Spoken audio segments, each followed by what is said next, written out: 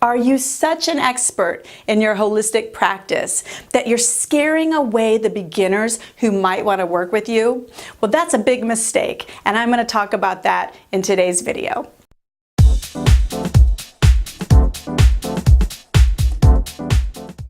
Jaya Savannah here, strategy coach for holistic businesses. So one thing that I see happen a lot with practitioners is they start to make their target market too advanced, and it's precluding beginners from working with you, and that's a big mistake for a couple of reasons. Here's one that I see happening quite often, actually. And I'll take this back to a story that I had from years ago of working in retail, actually. I managed multiple locations of an aromatherapy store, all right?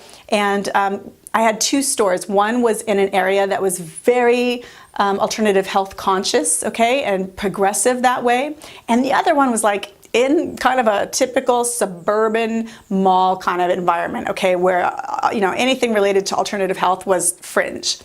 And what was fascinating about that experience is going into it, I expected the store that was in the alternative health savvy area to be the one that was gonna like blow the doors off the sales, right? I figured that was the sure winner because you would have less of an educational learning curve to get people to understand what essential oils are and how to use them, right? And I thought it would be much harder in the more middle class area to get people up to speed because I'd have to teach them so much, right?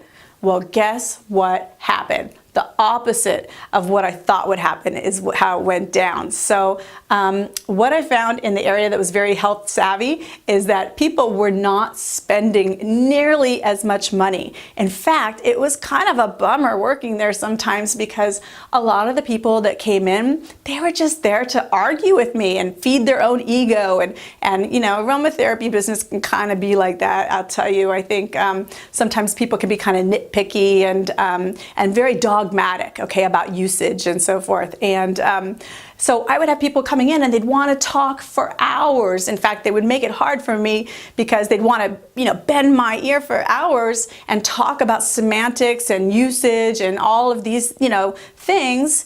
But they weren't buying. In fact, they were hogging up my time from customers that were ready to buy. Okay, it was really not that fun. Compare that with the more middle-class suburban place.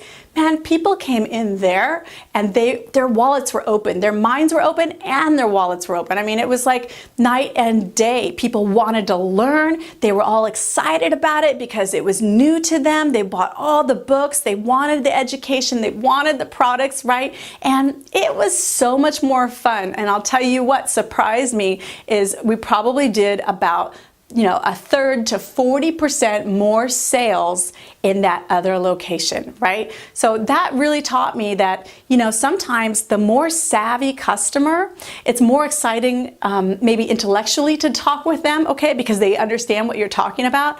But honestly, it's the beginners that sometimes spend more, okay? So be careful of that. I see it happening a lot that, if you are a more advanced practitioner and your jargon and your sales copy on your website and everything is kind of written for people that already need to understand advanced things about your modality, you are like eliminating a lot of people that would probably like to jump on and try your modality, okay? You're precluding a lot of people that are open-minded and open wallets, like I said.